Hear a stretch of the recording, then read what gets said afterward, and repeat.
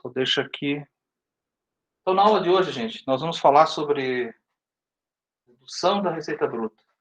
Então, o que nós vimos até agora e iniciamos a contabilidade, nós não entramos a fundo sobre impostos. Então, imposto é um capítulo à parte dentro da contabilidade.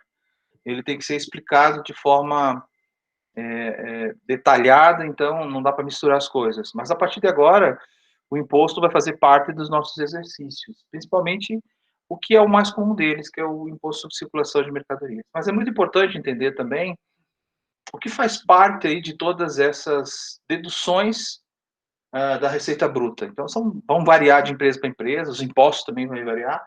Então, vamos entender como é que funciona isso aí, tá bom? Tudo bem, Isabelle? Então, dedução da receita bruta. A receita bruta é o total bruto vendido no período de uma organização. Ali tem, vamos só lembrar, todas as vendas que eu faço à vista e todas as vendas que eu faço a prazo, tá? Em diversas modalidades. Ah, uma professora ali vai ter quando eu vendo com cheque, quando eu vendo com cartão, quando eu vendo com duplicatas, exatamente. Então, o faturamento bruto é tudo aquilo que eu faço a venda e está incluso ainda, junto ali os impostos, principalmente o ICMS, que é o que eu chamo de imposto por dentro. Então, nela estão todos inclusos todos os impostos sobre vendas. Na verdade, as empresas, elas são uma arrecadadora do governo, elas cobram junto dos seus produtos esses impostos e depois se ressarcem disso, né? Recolhem e dão para o governo. Então, no produto que você está comprando, né, inclusive você recebe na nota fiscal lá o que equivale a cada um dos impostos. Lá dentro tem um imposto que já está sendo cobrado de você. Então, ali dessas deduções também, eu vou subtrair as devoluções. Devoluções são aquelas vendas que canceladas. Eu fiz uma venda, na contabilidade, eu não posso simplesmente dizer assim, fiz uma venda em janeiro, cancelou a venda em fevereiro, eu apago os dois registros e não existiu nada. Não é assim. Então, a venda existiu e depois eu jogo no faturamento e a devolução eu contabilizo numa conta subtraindo da receita bruta. Tá? Então, as vendas canceladas fazem parte nesse sentido. Tá? E também tem os abatimentos, que são os descontos ocorridos no período. Tá? Ali a gente vai ver também alguns itens que compõem o que a gente chama de deduções das receitas brutas. Hoje, especificamente, vamos ver mais os impostos. Né? Então, impostos e taxas sobre vendas são aqueles gerados no momento da venda. Eles variam e são proporcionalmente, variam de acordo com o tamanho das vendas que eu faço. Quanto mais eu vender, mais impostos eu tenho também. Quanto maior o total de vendas, maior serão os impostos. Os mais comuns são o ICMS, Imposto sobre Circulação de Mercadorias e Serviços. Ele é um governo estadual, é um imposto estadual. Quem que cobra isso aqui é o Estado, né? E no estado do Paraná, ele varia de cidade a cidade, em torno de 12% a 29%. Tá? Em outros estados, varia, mais flutuando nesse percentual também, mais ou menos, né? Então, você vai ver aí, tem uma flutuação desse imposto. Tem o INPI, que é o Imposto sobre Produtos Industrializados, do governo federal. Ele vai aqui, só para você ter uma ideia, de 0% a 400%. Por que tão grande aqui? Porque tem produto que tem um percentual absurdo mesmo. Não é por acaso, por exemplo, cigarros, bebidas, e tem outros aí que têm percentuais diferenciados. O ISS, Imposto sobre Serviços, de qualquer natureza. Então, aqui o ISS já é um imposto municipal. Quem é o arrecadador é o governo municipal. No município de Curitiba, ele vai variar de 2% a 5%. O PIS, Programa de Integração Social, é taxa sobre o governo, sobre o faturamento que o governo cobra. Hoje ele está uma alíquota fixa de 0,65%, e o COFINS, que é a contribuição para a Seguridade Social, também é um imposto federal, né? Ele é 7,6%, a alíquota, e ele não é mais cumulativo a partir de 2003. Então, aqui está os mais comuns dos impostos, como que eles são cobrados. Agora vamos ver como é que funciona isso aqui na demonstração de resultado. Então, aqui é uma demonstração de resultado, para vocês terem uma ideia que já é uma demonstração de resultado ajustada para a nova lei das SAs. Eu tenho aqui o total da receita bruta, como a gente viu ali no início. É a soma de todas as notas de venda ou prestação de serviço de um período, correspondente ao valor bruto das receitas. Qual que é a contrapartida dessa conta? Vamos lembrar aqui, gente. Todo mundo lembra qual que é a contrapartida?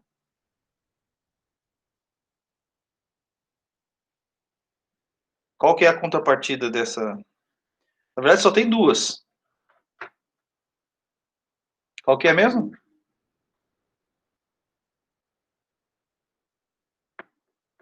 Como eu falo de venda à vista, qual que é a contrapartida? Todo mundo está me ouvindo? Isabelle, está me ouvindo? Caixa. Exatamente, Matheus. Caixa.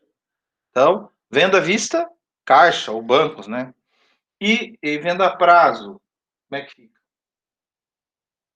Contrapartida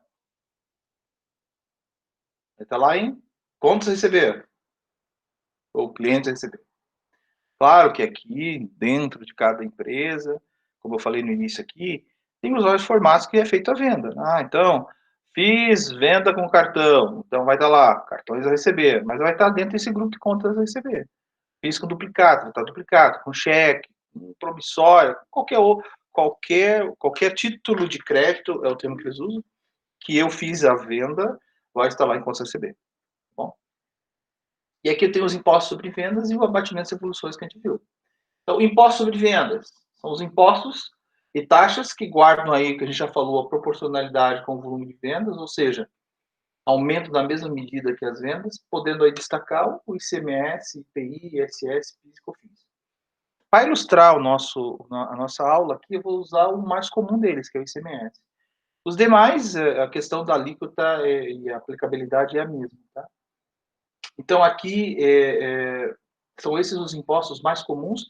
Vai depender, claro, né, do tipo de atividade da empresa. Por exemplo, IPI para uma empresa prestadora de serviço não existe, só vai ser para uma indústria. E assim vai. Né? Uma prestadora de serviço mais ser uma ISS. Depois nós temos também outro item que é dedutível aí da receita bruta, que são os abatimentos, valor de redução no preço de venda em mercadorias, produtos com defeito, do abatimento, e devolução, é o cancelamento da venda. Então, vendas canceladas e devoluções é a mesma coisa. Então, aqui, se está fora do padrão que foi acordado em relação a preço, qualidade, quantidade, etc., eu posso cancelar a venda. Né? Tem inclusive, uma cláusula, até mesmo no Código do Consumidor e no contrato de prestação de serviço ou coisa assim. Então, eu posso cancelar isso, posso cancelar totalmente. Mas para evitar isso, eu posso dar um abatimento? Também. Então, a gente vai ver na próxima aula abatimentos e evoluções. Hoje nós vamos ver como funciona a contabilização do imposto sobre venda. Então, vamos entender um pouco do ICMS, né? O que é o ICMS e a contabilização dele. Então, o que é o ICMS? O Imposto sobre Circulação de Mercadorias e Serviços. Ele não é um imposto cumulativo. Isso quer dizer que, diferente do que acontecia com o CPMF, lembram do CPMF? Talvez vocês são tão novos e não conheçam, lembram do CPMF? Que era um imposto que você ia pagando e cada vez tinha um fato gerador novo, sempre. Já o ICMS, não. O ICMS, se eu pago, eu não posso pagar novamente lá na frente. Não existe isso. Não é cumulativo. Ele é de competência do Estado e ficando aqui aí no sistema de débito e crédito. A gente vai mostrar como é que funciona isso. Então, ao comprar um bem ou um serviço tributado pelo ICMS, o contribuinte adquire um crédito direito de compensação futura de um imposto recuperado junto ao fisco, relativo ao imposto pago em sua aquisição. Aqui eu estou falando mais, né, do varejo. Então, eu estou comprando para vender novamente. Cada vez que eu faço uma compra de um fornecedor, eu adquiro esse crédito. E esse crédito eu vou compensar dependendo da região para onde eu for vender, né. Então, a gente vai ver como é que funciona essa sistemática de dentro do estado, fora do estado, que vai mudar as alíquotas, né. Então, ao realizar uma venda, a operação sujeita ao ICMS, passa a ter um débito de obrigações de pagamento futuro, imposto a recolher junto ao fisco. Então, a gente já até fez em alguns dos nossos exercícios do início das nossas aulas, mas nós não fizemos o que a gente chama de o imposto, o se creditado o imposto na compra junto ao fornecedor. Nós fizemos simplesmente na venda. Então, eu pego um percentual daquele valor e jogo como imposto a pagar quando eu faço a venda. Então, eu tenho lá o imposto sobre a venda como despesa e depois coloco lá no passivo o imposto a pagar para o governo. Por que, que isso não acontece no momento zero? Porque todo imposto que é cobrado do contribuinte, dá-se, o fisco dá um prazo para ele pagar. Até então, ele pode recolher isso e depois repassar ao governo. Tá? Então, aqui tem essa cadeia. Ó, o fornecedor vende para o pessoal do varejo, que depois vende para o consumidor final. O consumidor final não tem direito a restituir esse imposto. Por isso que a gente chama não cumulativo. Eu não posso aqui gerar um imposto e depois cobrar novamente o imposto quando. Não.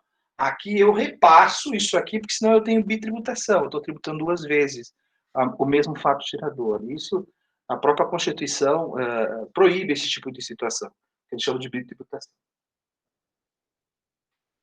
Claro que não vou entrar nos meandres aqui em relação à parte de tributos, gente. É uma área bem complexa, não domino totalmente isso, mas a parte de contabilização é muito importante vocês entenderem e o porquê que ocorre isso. Então, o ICMS aqui tem várias formas de você considerar. Então, tem o ICMS normal, a substituição tributária mínimo, ICMS garantido real, estimativa e tudo mais. Eu trabalhar com ICMS normal. Ele é um imposto considerado, aqui dentro da lógica, por dentro, isto é, a alíquota incide sobre o preço do bem ou serviço, mas considera-se que a íntegra no próprio preço. Então, quando você está pagando, ele já está com dentro do imposto. Não é um imposto que eu cobro acrescido a mais. Por exemplo, nos Estados Unidos, eles têm lá o EVA, que é o imposto do valor adicionado. E quando você vai comprar, tem um preço lá, que seja lá $100, mas vai variar de estado a estado, uma alíquota de ou 1%, 0,5%, até 3% em alguns estados. Mas isso é cobrado à parte. Então, é $100 mais o imposto. Aqui não, aqui, se for fazer uma analogia, né, em relação ao que está lá, se for comprar alguma coisa por R$100, dentro desses R$100 já está lá o imposto que vai variar aí, no caso aqui do Paraná, aqui, em torno de 15%. De 0 a 17%, não, no início aqui, vai até 17% aqui no Paraná, tá? De 9% a 17%. Então, assim, se um bem é vendido ao preço de R$100 e é tributado a 15, o vendedor comprará do comprador 100, referente ao bem, e destaca que na nota fiscal, 15 dos 100 é cobrado e refere-se imposto. O que quem está fazendo a venda tem que pegar esses 15?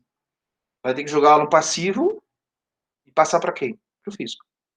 Então, a empresa, nesse momento, ela passa a ser uma coletora de impostos para o governo, em cima dessa tributação que é o ICMS. Aqui, só para vocês terem uma ideia, como que varia esse imposto aqui, ó.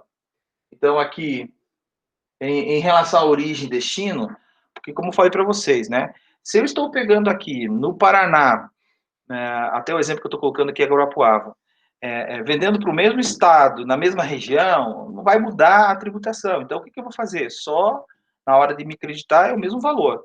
Mas tem estado que eu estou pagando um valor e na hora de criar o crédito, estou vendendo para outro estado, compro um estado, vendo para outro, aí vai ter uma diferença de valores, daí eu tenho que fazer esse ajuste. E a gente vai entender como é que funciona isso quando você vai falar de contabilização. Aqui está só uma tabela, que inclusive é de 2019, de como funciona essa tributação por estado, né? Tanto aqui tem todos os estados, tanto na origem como no destino.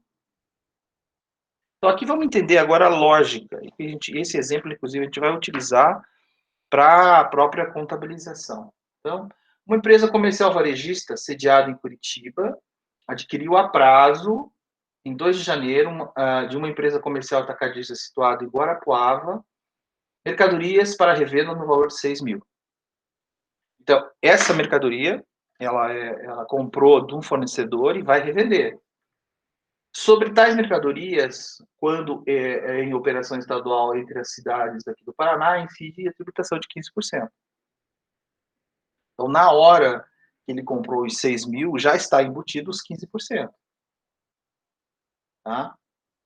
Então, não vai se dobrar isso aqui. O que vai se criar? Né? Ao emitir a nota fiscal, o atacadista destacou, ou seja, evidenciou, que sobre essa operação incidiu aí 900, que é 15% dos 6 mil.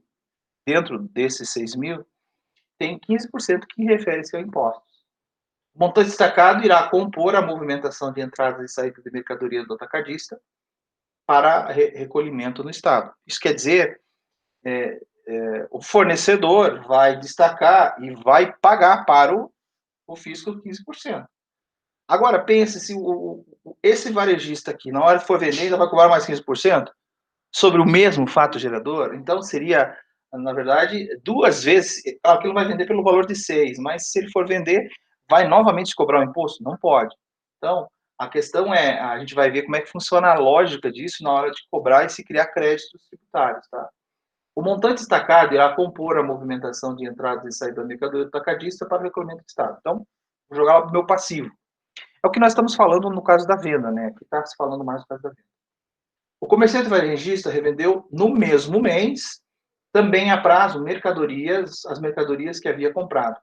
Vendeu por 7 mil, ao custo de 3.400 para um consumidor final residente na cidade de Guarapuava. Então, vendeu a maior, aqui está a parte de lucro dele, e agora é a vez dele cobrar o imposto de renda, desculpe, o ICMS, né?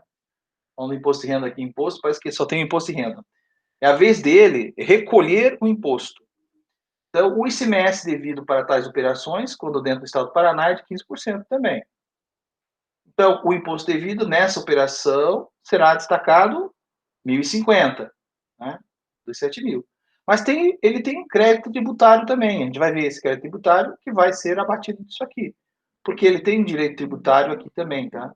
Ele não vai poder ficar com o dinheiro e também esse dinheiro aqui faz parte dessa operação na hora de pagamento do imposto.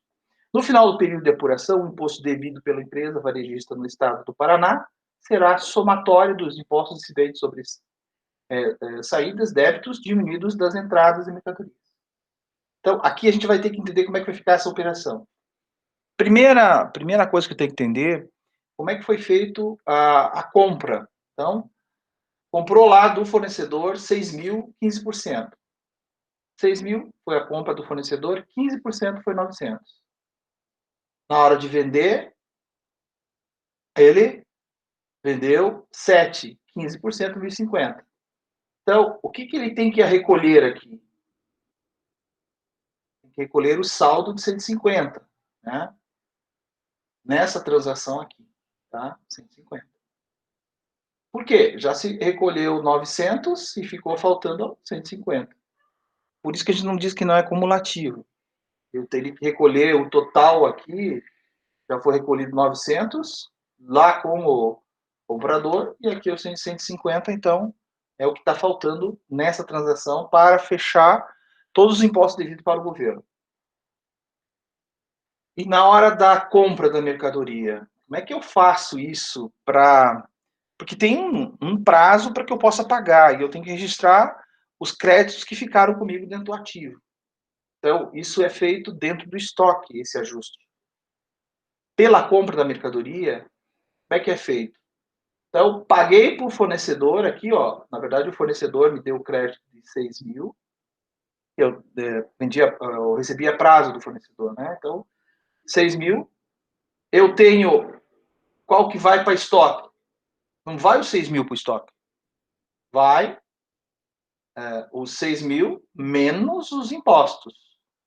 Os impostos ficam na caixinha à parte dentro do ativo. Isso quer dizer que eu tenho um imposto a recuperar de 900, justamente para fechar com aquela transação lá dos 150. Depois se faz um ajuste no final.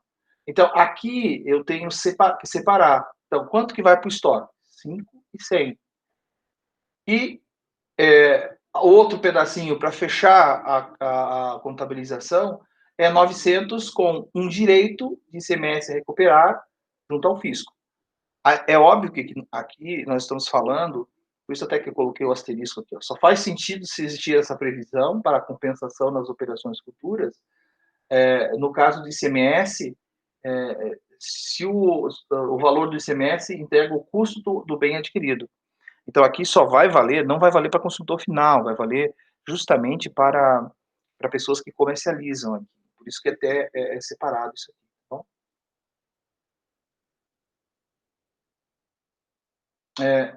Opa, pulei uma aqui. Então,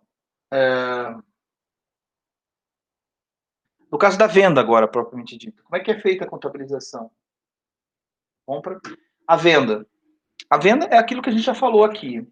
Então, no caso de duplicados a receber, os 7.000 que eu fiz a venda, vai duplicados a receber, crédito em vendas e mercadoria lá no DRE. É aquela contabilização que a gente falou no início da nossa aula. E o ICMS? Aí eu faço lá, ó, 1.050, que é o débito de impostos incidentes sobre vendas, que vai lá, redutor como abatimento, 1.050, e crédito de ICMS a recolher lá no passivo. Então, no passivo, eu tenho obrigações junto ao fisco, e no ativo, eu tenho aqueles créditos para serem compensados. Vamos ver como é que vai funcionar isso na contabilização? Aqui acho que fica muito mais interessante. Vamos lembrar aqui agora. Agora eu vou fazer bem simplificado isso aqui, não vamos ter tanta contabilização, mas só para vocês entenderem. Integralização dos sócios em dinheiro. Qual que é a contabilização? Acho que agora vocês sabem esse pedaço aqui, né? Qual que é? Um de cada vez aí, gente.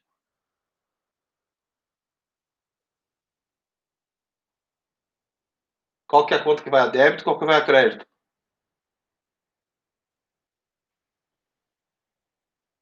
Débito, caixa, crédito, capital. Compra de mercadoria. Então, comprei a mercadoria, tive crédito com quem que eu tive meu crédito? Com o fornecedor. E quanto que vai para os estoques aqui? Os 6.000? Não. Vai os 5 e 100 para estoque e eu tenho um direito a recuperar. Opa, foi muito rápido aqui. Aí. Tenho direito a recuperar de 900. Percebam que nessa situação aqui, ó, eu tenho o estoque 5 e 100 e o ICMS a recuperar. Somando os dois, fecha com o fornecedor. Mas por que o ICMS recuperar tem que ficar separado? Porque na venda eu também vou ter itens que envolvem ICMS. E na hora de fazer o ajuste no final, eu jogo um contra o outro e só fica efetivamente o valor a pagar no passivo. No nosso exemplo aqui deu 150. Tá bom? Fechou aqui no caso da compra. Então, por isso que chama aqui o ICMS na compra. Comprei, eu tenho jogar no estoque e também tenho um crédito de ICMS junto ao governo. A ser compensado, né? Vendi a prazo 7.000. É justamente o que aconteceu com... Isso aqui é o exemplo que a gente está dando anterior. Ao custo de 3.400, a contabilização do ICMS sobre a venda é 15% do valor dessa venda. Vamos lá, agora é com vocês. Vitor, qual que é a contabilização? Tá vendo? Essa é bem fácil, hein, Vitor? Professor. Venda a prazo. Uhum. Eu sempre me bato nessa de venda, eu sempre me bato nela. De Tá bom. contabilização de venda. Venda a prazo vai mexer Uhum. com O... as vendas brutas. Que vai Aham. para que conta no ativo? A gente acabou de falar isso no início da nossa aula. É porque se você vendeu, vai para crédito, né? Não, crédito estaria saindo. Duplicados a receber, Duplicados a receber, ok. certo? E a 7.000. contrapartida? A contrapartida seria crédito em vendas, certo? No passivo. Brutas. Vendas brutas Perfeitos. aqui, tá? Tá Aham. vendas aqui, mas é vendas brutas. Uhum. E custo, como é que fica? Custo seria nas despesas também? Custo sobre mercadoria vendida? Custo da mercadoria vendida Aham, aos 3.500 ali dos custos. e... Isso? E aí os 15% lá também Não, pera um no. pouquinho. Faltou Ah, ok. 3.400. Olha lá. 3.400 saiu do caixa, Ah, sim, aham, verdade. certo? Tá do Agora, custo ali. ó, veja, Uhum. contabilizei a venda, né? Aham. E o custo. Caixa no caso receber e vendas brutas. Uhum. Sim. Agora eu tenho que contabilizar os custos. 3.400 custa mercadoria, 3.400 estoque. Uhum. E também tem o Sim. componente impostos, um percentual sobre o total da venda, De 15%. 15%, Uhum. né? Nós estamos considerando 15% aqui, Uhum. qual é que seria? Agora, o que eu faria Os de 1.050 ali. 1.050? Mas qual que é a contabilização agora? Uhum. Ali, nesse caso, ele seria no passivo? É, Isso, também, né? primeiro, fica uma conta redutora Uhum. das receitas ICMS brutas, sobre vendas. CMS sobre Ok. venda, contra Uhum. CMS a E pagar. ICMS a pagar. Entendi. Exatamente. Ok. Tá, aqui estou partindo do princípio que não paguei, fechou o ano, não paguei os ICMS. Claro que Uhum. na hora de acertar as minhas contas com o fisco, eu vou usar essa conta do ICMS a pagar contra esse ICMS a recuperar. Eu vou compensar um contra o outro, tá? Por quê? Porque a lógica não é para ser imposto cumulativo. Então, nesse caso aqui, essa empresa já foi recolhido lá atrás 900 e aqui eu estou indo mais 1.050. Se eu colocar mais 900, eu estou dobrando aquele valor que tinha sido lá atrás. Não, o que vai ser, na verdade, efetivamente passar na hora de vamos recolher para o fisco. Aqui não está esse pedaço, tá? Mas se eu dissesse assim, pagamento de ICMS para o fisco, o que eu vou ter que fazer? Eu vou ter que passar 150 para o fisco e baixar essas duas contas aqui, ficar, no caso, a pagar o próximo só 150 aqui no ponto. Na verdade, eu só vou pagar esses 150, dependendo da data que foi feito o pagamento. Tá? Vamos lá.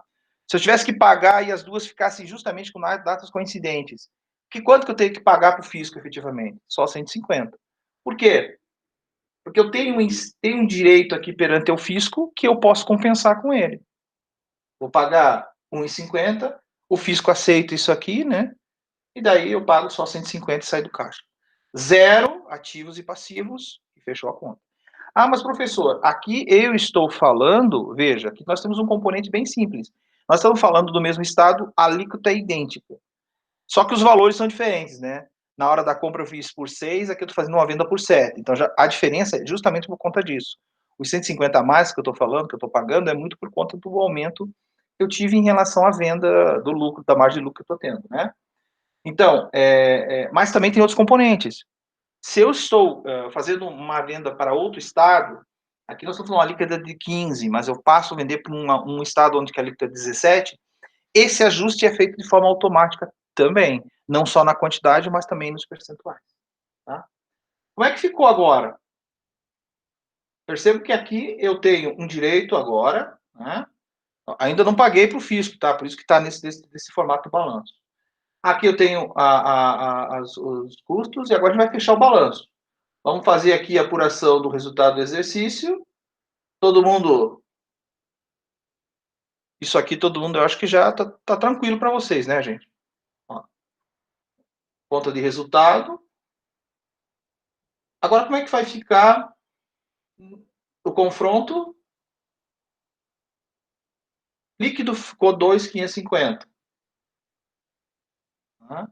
Então, eu tenho um novo balanço de 19.600, considerando aqui. Como é que ficou meu ativo? Meu caixa ficou em 10. Duplicados a receber. Não recebi nenhuma, está aqui em 2,7. Ainda estou com todas as vendas a prazo aqui dentro. Estoque, 1.700. Tá? já ajustado em relação àquele valor da compra que está aqui com o ICMS a recuperar, né, que tem um crédito.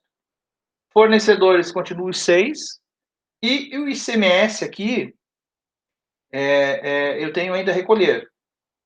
Tá, no próximo período vou ter que pagar o fisco. O que eu vou ter que fazer? Vai sumir esses dois caras aqui, um contra o outro, né? Vou compensar e vou tirar 150 do caixa. Que ele não é cumulativo. Tá bom? Como é que ficou isso na minha demonstração de resultado? Então, vamos verificar como é que ficou minha vendas contra custo, mercadoria e ICMS. Aqui, ó. Fica assim, ó. Vendas brutas, 7.000. ICMS sobre vendas, 1.050. Vendas líquidas, 5.950. Custo da mercadoria, 3.400. Nosso exemplo aqui não teve despesa. Quanto foi o lucro? 2.550. Então, aqui tem, primeiro, eu acho que é muito importante quando a gente fala em deduções da receita bruta, das vendas brutas, receita bruta, a gente tem que levar em consideração alguns fatores para fins gerenciais aqui. É interessante, né? Contadores, a gente não tem que pensar somente na transação simplesmente física, mas aqui tem que pensar nos efeitos na hora de fazer uma análise.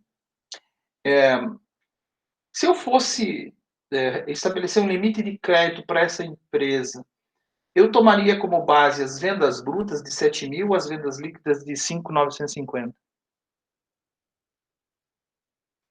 que vocês acham? Daisy, agora é sua vez de responder essa pergunta, Daisy. Está sem microfone? Pode responder no chat.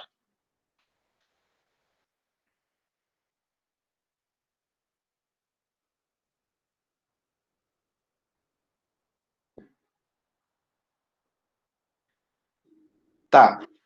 Se eu fosse um gerente de banco, ou você fosse um gerente de banco, você teria, para estabelecer, aqui justamente é onde que os bancos olham para estabelecer os limites de crédito, tá? Então, os limites de crédito, igual acontece com você na hora que você vai em um banco, eles olham o teu limite, né? Então, lá eles estabelecem um limite de crédito pelo quanto que você ganha. No caso de empresas, eles olham por aqui, quando você fatura, né? Então, eu considero as vendas brutas ou as vendas líquidas para estabelecer esse limite. O que você acha? Com os impostos ou sem os impostos? Claro que os outros vão ter abatimentos de devoluções também.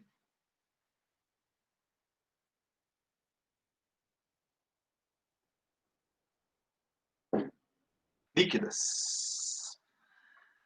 As líquidas, aí você vê que é interessante, né? Não é as líquidas. Agora, vou fazer a pergunta, na pessoa física é considerado bruto, na jurídica também. Por que isso, né? Porque na física é porque tem muito valor desse que reverte de volta para o funcionário. Aqui também tem muita coisa considerada, mas no caso de pessoa jurídica é bem simples de entender, porque na hora que eu faço um empréstimo ou um financiamento, mais empréstimo que eu pego dinheiro, né, eu tenho que considerar que a empresa vai precisar daquele recurso, inclusive, para pagar os impostos.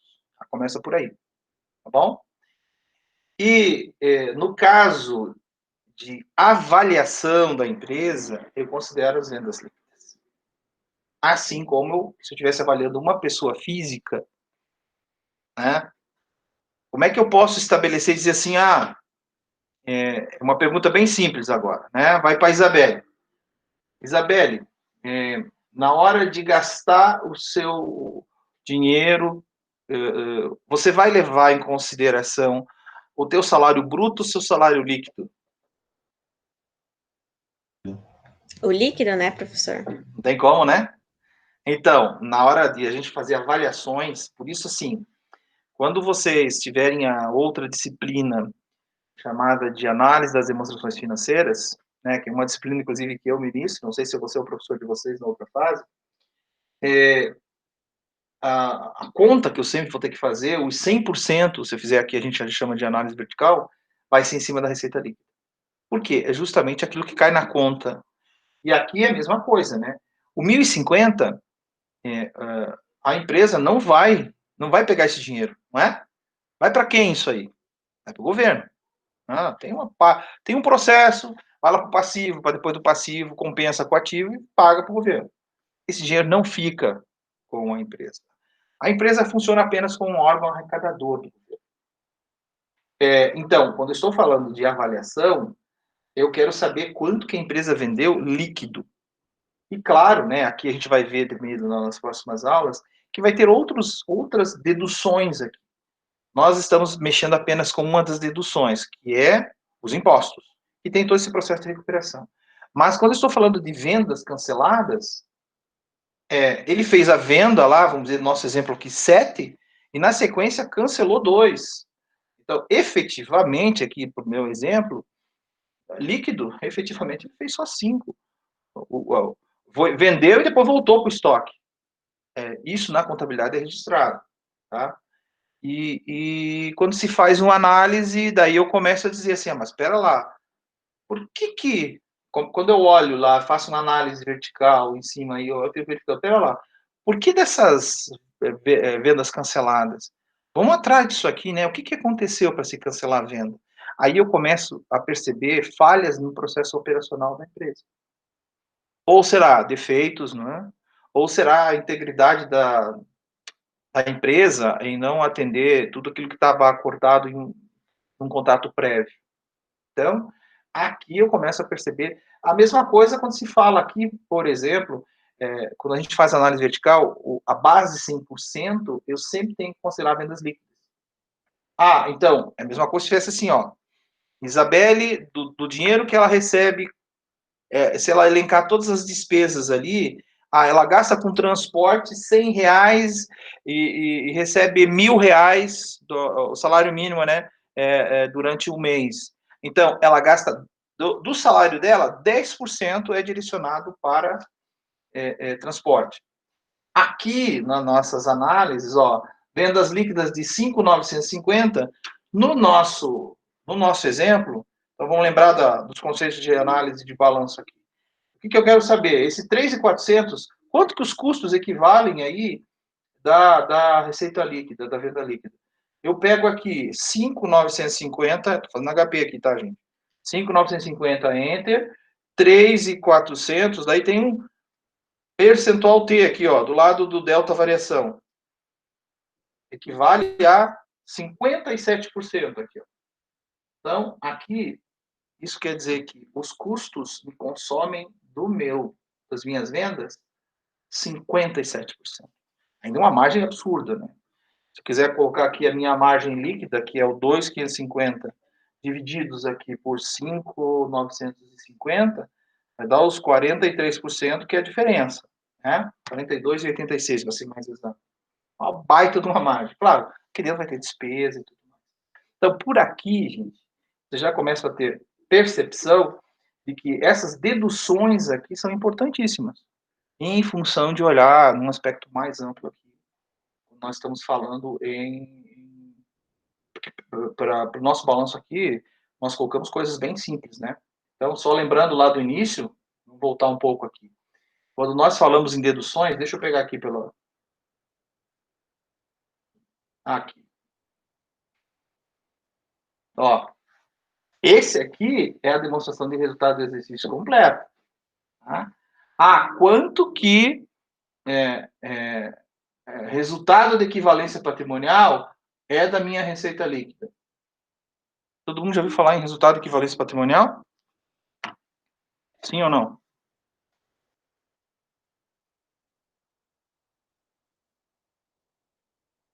Nunca?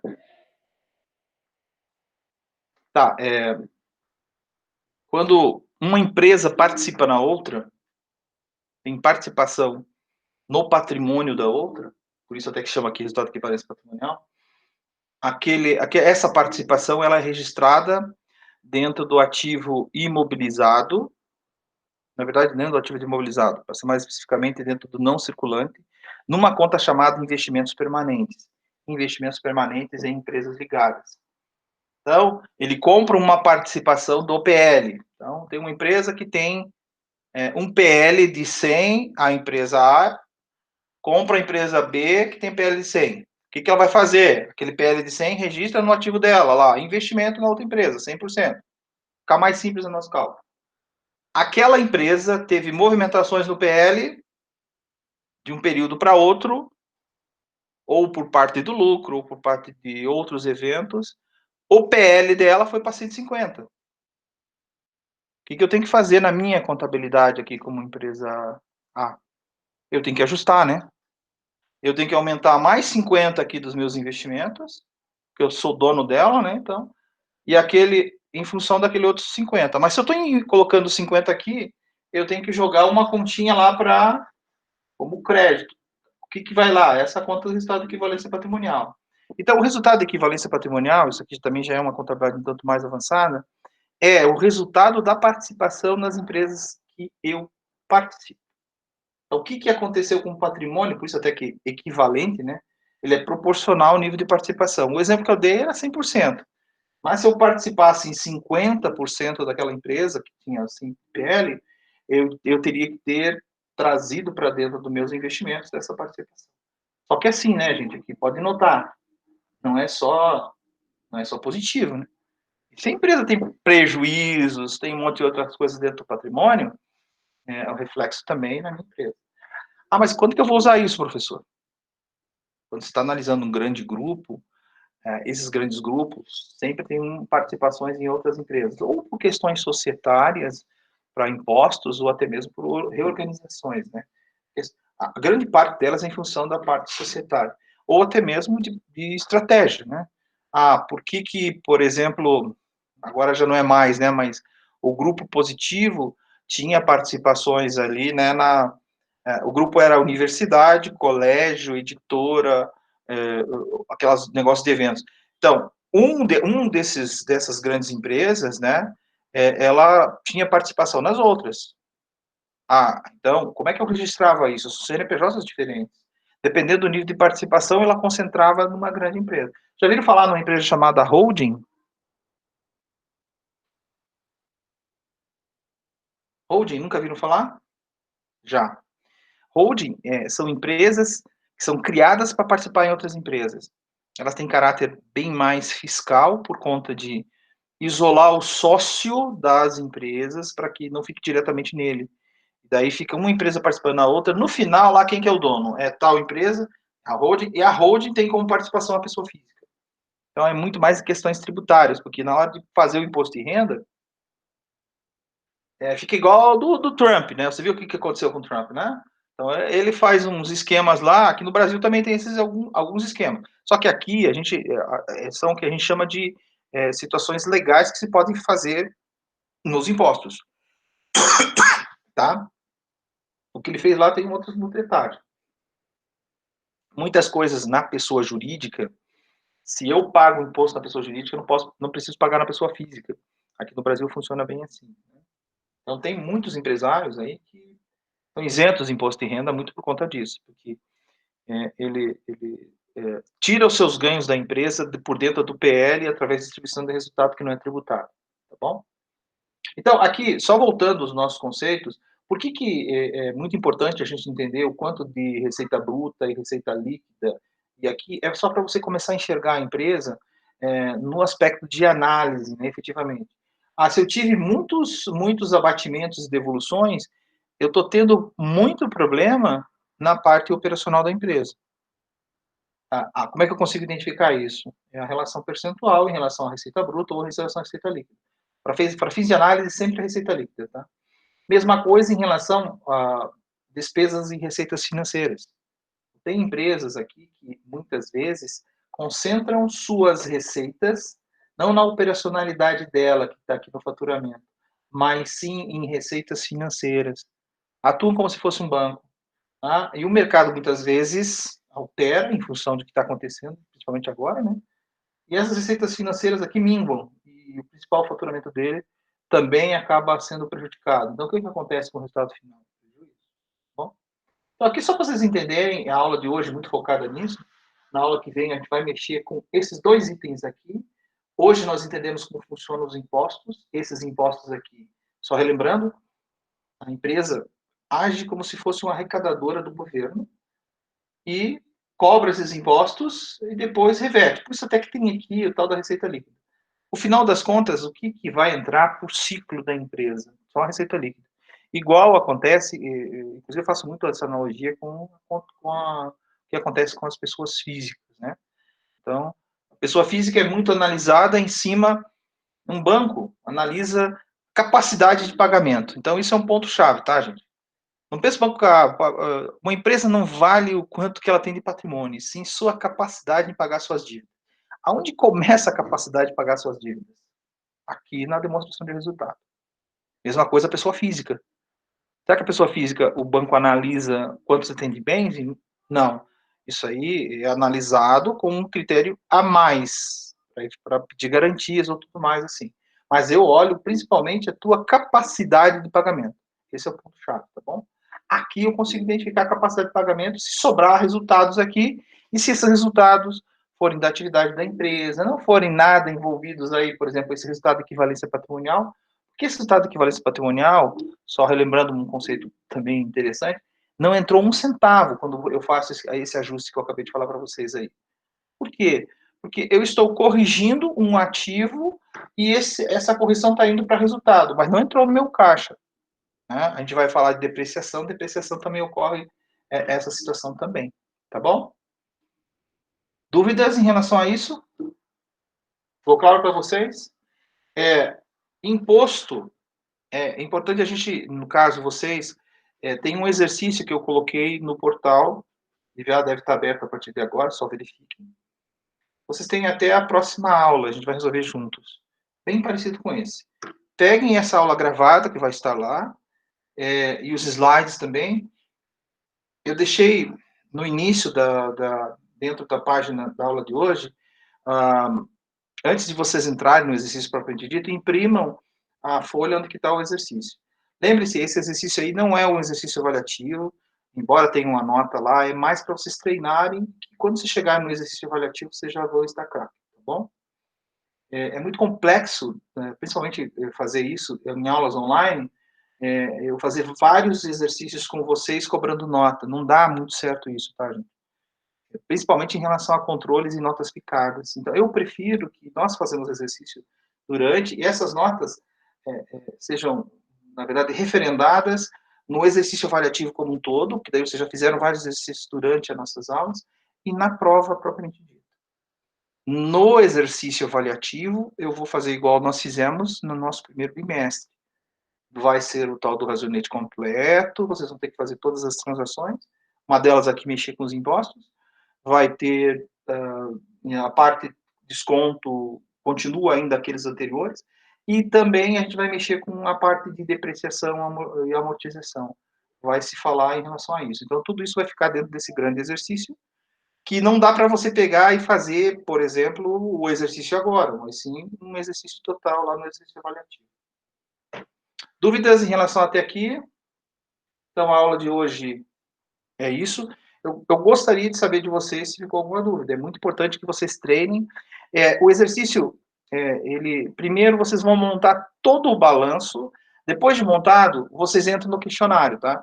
Por quê? No questionário, eu vou perguntar assim, ó, quanto que deu de ativo circulante?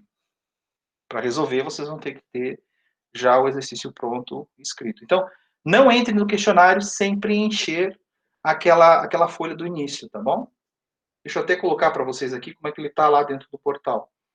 Deixa eu interromper aqui.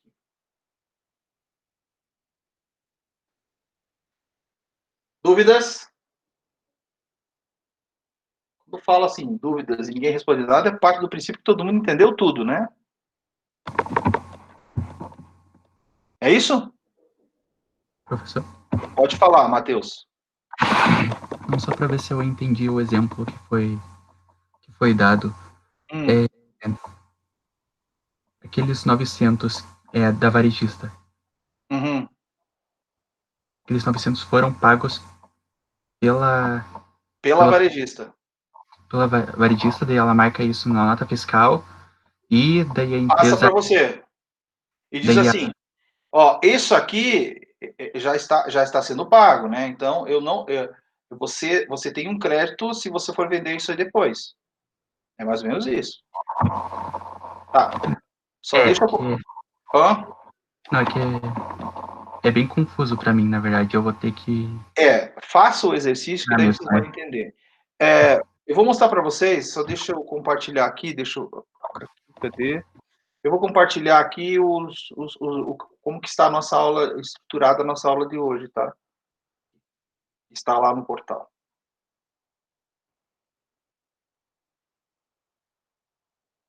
Opa. Vou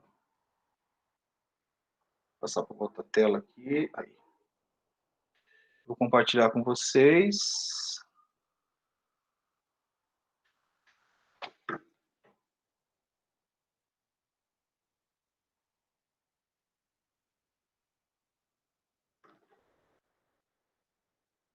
Estão conseguindo enxergar aí? Então, aqui está a aula de hoje, né? Acessem esse vídeo aqui também. Tá, Matheus? Então, o que vocês vão ter? Vão ter o que o professor explicou agora, vai ter a gravação do que a gente está fazendo. Façam um exercício, assistam esse vídeo e também na próxima aula nós vamos resolver esse exercício juntos.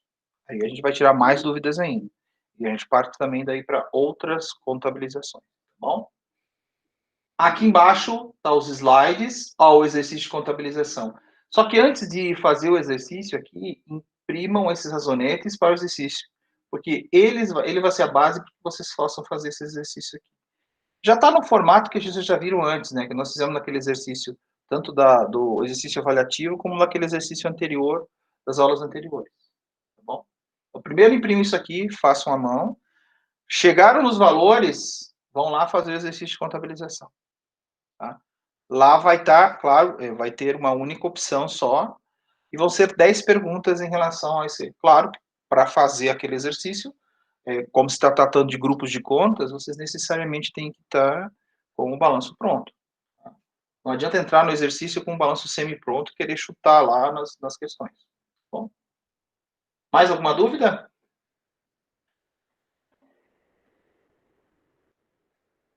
E aí, como é que foi a aula de hoje? Complexa? Começando a embolar o meio de campo?